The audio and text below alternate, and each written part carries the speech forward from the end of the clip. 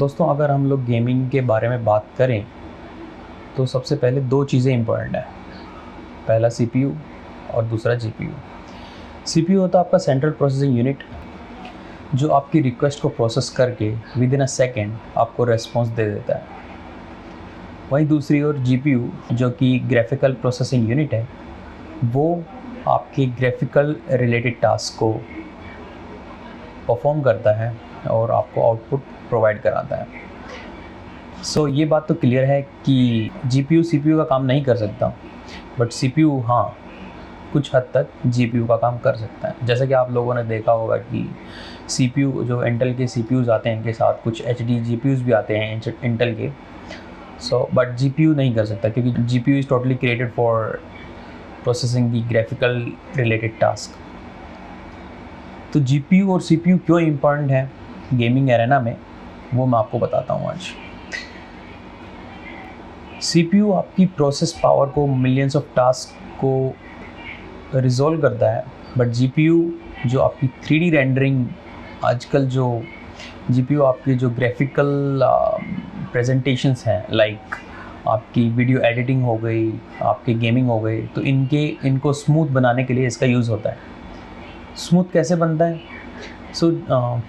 GPU क्या करता है, आजकल के गेम्स में, मोस्टली ट्रिपल ए गेम्स में 3D मॉडलिंग यूज़ होने लग गई है। वो इतना इजी नहीं होता कि एक सीपीयू के लिए वो हैंडल कर सके और आपको स्मूथ गेमिंग का एक्सपीरियंस प्रोवाइड करा सके। उसके लिए हम लोग एक्सटर्नल, अगर हम डेस्कटॉप की बात करें तो हम एक्सटर्नल जीपीयूज़ लेते हैं, like for example NVIDIA GeForce 1650 और 1660 Ti और 2070 Ti, ये कुछ एग्जांपल हैं। और वहीं हम लोग लैपटॉप की बात करें तो हम लोग यूज़ करते हैं NVIDIA GeForce 1650 MX-Q, 1660 Ti Max-Q, so these are also the example. आज हम लोग जो बात करेंगे वो लैपटॉप्स के बारे में बात करेंगे कि ये लैपटॉप्स में कैसे यूज़फुल है। तो सीपीयू और जीपीयू अगर आप समझ गए हो तो ये बहुत ही इम्पोर्टेंट रोल रखते हैं आपके गेमिंग एक्सपीरियंस के लिए। सीपीयू भी अच्छा होना चाहिए, जीपीयू भी अच्छा होना चाहिए। बट आज हम लोग बजट गेमिंग की बात करेंगे तो हम लोग budget CPU and budget GPU he consider करेंगे, इवन दो वो बजट में नहीं आएंगे। बट जहाँ एक लेवल पे आप triple A games low configuration पर भी खेल सकते हैं, हम उन चीज़ों को कंसिडर करेंगे।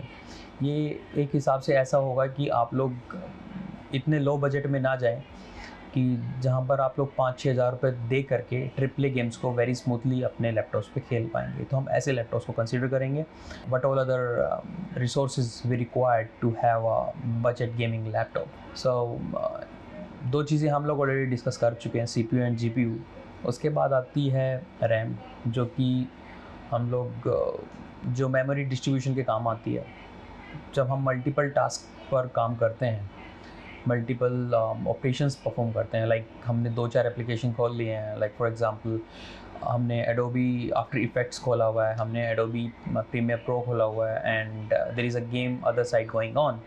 सो RAM is the major equipment, RAM is the major resource जो कि आपके इन डिफरेंट रिसोर्स, डिफरेंट एप्लीकेशंस को चलने में मदद करता है। So this is all about like how RAM work. उसके बाद आता है हमारा हार्ड डिस्क और SSD। गेमिंग के लिए आई वुड प्रेफर SSD। आप एटलीस्ट, अगर आप गेमिंग कर रहे हो तो एटलीस्ट SSD तो आपके लैपटॉप में होनी चाहिए, वो भी NVMe PCI 2.0। Before starting everything मैं आपको थोड़े से ओवरव्यू दे रहा हूँ कि और कौन कौन से रिसोर्सेज हमें चाहिए। Apart from that, display resolution HD होना चाहिए, रिफ्रेश रेट अच्छा होना चाहिए लैपटॉप का। उसके अलावा डिस्प्ले साइज़, तो अगर हम लोग गेम्स खेलते हैं तो डिस्प्ले साइज़ एटलीस्ट 15 इंचज़ का तो होना चाहिए, 15 और 16 इंचज़ का तो लैपटॉप का डिस्प्ले होना चाहिए। इन्हीं सब चीज़ों के आगे अगर हम लोग आएँ तो हम लोग स्टार्ट करते हैं CPU से, कि कौन कौन से CPUs मार्केट में हैं जो कि आप लोग को बजट गेमिंग में हेल्पफुल करेंगे। तो यहाँ पे मैं 2 CPU को आपको रेकमेंड करूँगा।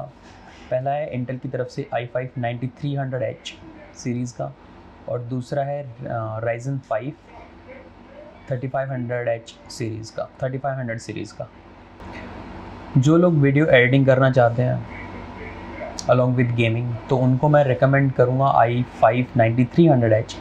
बट जो कम्प्लीटली गेमिंग पर जाना चाहते हैं, only games, no video editing और graphical major task need to be happen, उसके लिए आप लोग Ryzen 5 पर जाइए 3500 का, जो कि आपको स्मूथ गेमिंग एक्सपीरियंस देगा। इवन दाउ i5 भी स्मूथ गेमिंग एक्सपीरियंस देगा, बट 19-20 का फ़र्क है। सो लाइक थोड़े Ryzen वाले लैपटॉप आपको थोड़े सस्ते मिल जाएंगे, बट i5 सीरीज़ के जो इंटेल के लैपटॉप्स हैं वो थोड़े महंगे मिलेंगे। सो ये 2-3 चीज़ें हमें फैक्ट कंसिडर करके कि कितना बजट है अपना, उसके हिसाब से you can choose. But Ryzen 5 3500H is also a good processor for gaming. उसके बाद जो आता है वो आता है हमारा GPU। तो GPU हम लोग जो यूज़ करेंगे वो मैं जो कंसिडर कर रहा हूँ वो बजट गेमिंग के लिए वो 1650 का है, GeForce 1650। अब हम उसको कंसिडर करेंगे। 1650 चूज़ करने का मेरा एक ही रीज़न है, 1050 आता है इससे पहले, जो कि थोड़ा स्लो परफॉर्मर है, ट्रिपल ए गेम्स नहीं खेल पाओगे तो काफ़ी लैग करेगा, फ्रेम शटर है, फ्रेम लैग है। और 1650 is best choice for budget gaming, आपको स्मूथ गेमिंग एक्सपीरियंस मिलेगा and you will love it. उसके बाद जो चीज़ आती है वो आती है रैम। जो रैम के लिए मैं यही कहना चाहूँगा कि जो लैपटॉप के साथ रैम आई है आप उसी को कंसिडर करिए। और अगर आपको कहीं कम लगती है, आपको कुछ पैसे बचते हैं, तो आप 8 GB से स्टार्ट कर सकते हैं, but I would suggest 16 GB। अगर नहीं मिल रहा है 16 GB में तो आप उसको 16 GB पे अपग्रेड कर सकते हैं। उसके बाद जो आता है वो है आपका SSD। तो SSD आई वुड सजेस्ट, अगर काफ़ी लैपटॉप मार्केट में हैं जो कि आपको 256 GB SSD के साथ आपको 1 TB SATA हार्ड डिस्क का भी ऑप्शंस देते हैं, बट आई वुड सजेस्ट कि आप टोटली SSD NVMe PCIe 2.0 पे ही जाइए, बिकॉज़ यही मार्केट में लेटेस्ट है और इसकी स्पीड काफ़ी अच्छी है। आप इसमें गेम इंस्टॉल करेंगे और ऑपरेटिंग सिस्टम इंस्टॉल करेंगे तो आपकी जो प्रोसेसिंग पावर है वो काफ़ी बेहतर होएगी, क्योंकि अगर टास्क को राइट करने की कैपेसिटी अगर किसी के अंदर ज़्यादा है तो वो बड़े स्मूथ से काम करेगा। और कहीं वहीं पर अगर आप कोई टास्क रीड और राइट होता है और उसकी कैपेसिटी स्लो है, तो वहाँ पे आपका जो कंप्यूटर है और लैपटॉप है वो स्लो परफॉर्म करेगा कंपैरेटिवली SSD। आप इसी के साथ अंदाज़ा लगा सकते हैं कि SATA हार्ड डिस्क पे विंडोज़ लोड करके आप उसको चलाते हैं तो आपका ऑपरेटिंग सिस्टम लोड होने में थोड़ा टाइम लगाता है, बट वहीं अगर आप SSD के अंदर अगर आप विंडोज़ लोड करते हो और चलाते हो तो आपका विदिन 2 to 3 सेकेंड आपका सिस्टम रेडी होता है टू परफॉर्म एनी एक्शन। तो आई वुड सजेस्ट कि आप you should totally go for SSD। सो इसी के अंदर मैं कुछ रिकमेंडेशन करना चाह रहा हूँ। सो और वहीं पर मैं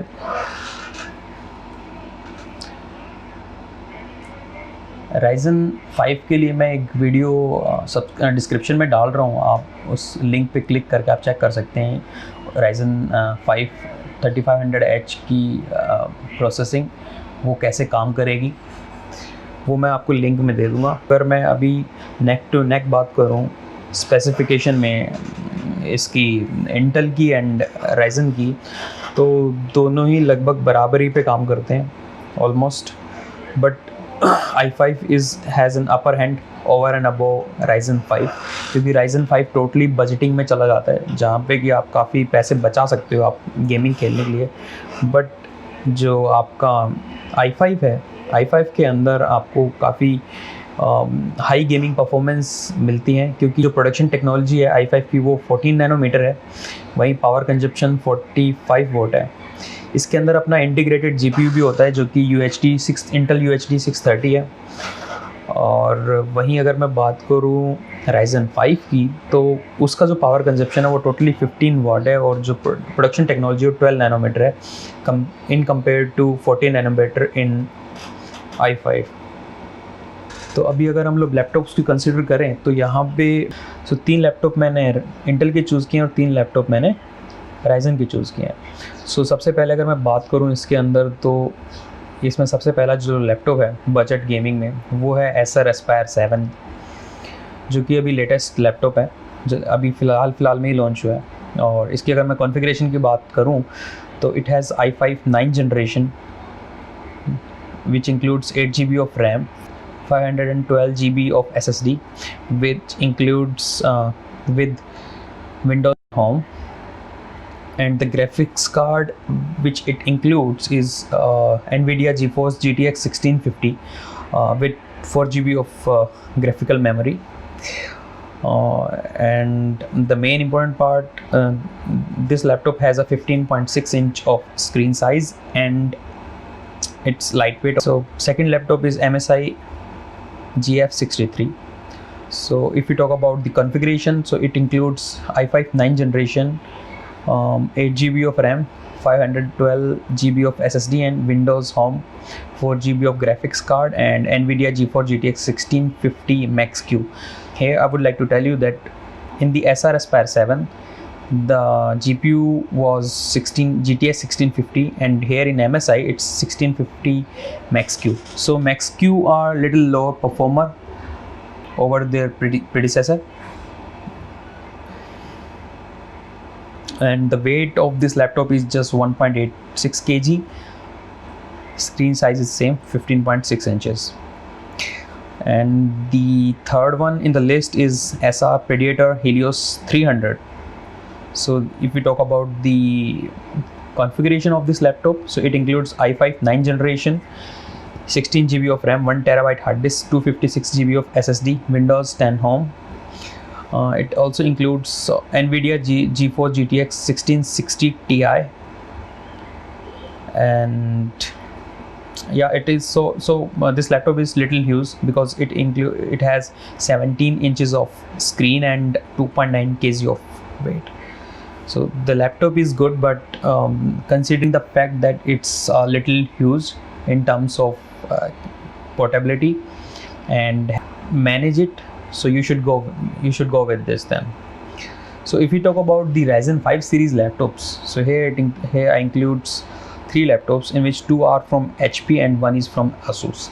So if we talk about the first one is the HP Pavilion 15 EC. So if we talk about the configuration, so it includes Ryzen 5 quad core, 8 GB of RAM, 1 TB hard disk, 128 GB of SSD, 3 GB of graphics memory for NVIDIA GeForce GTX 1050. Screen size is totally same in all these 3. The weight it includes is 2.1 kg.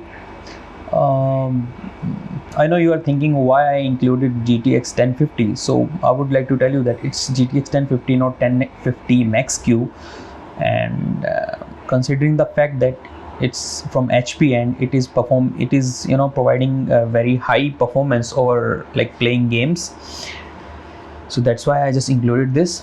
And apart from that, the second one is HP Pavilion. So this also includes Ryzen 5, 8 GB of RAM, 1 TB hard disk, 256 GB of SSD, Windows 10 Home, 4 GB of graphics memory with NVIDIA GeForce GTX 1650. The last but not the least is Asus TUF TUF Gaming A15. This is the latest laptop in. If we talk about configuration, so it has Ryzen 5 hexa-core. Don't forget, it's hexa-core, so it will perform better than the quad-core laptops.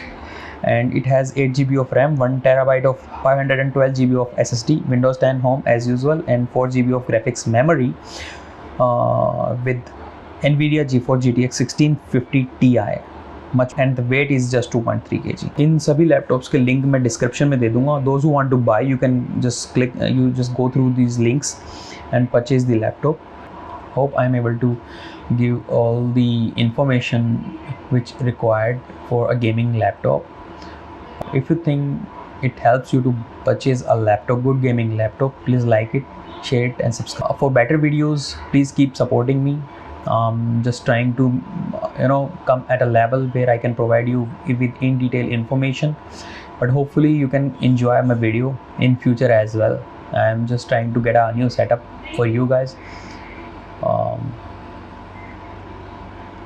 With the same promise, we will see again. See off.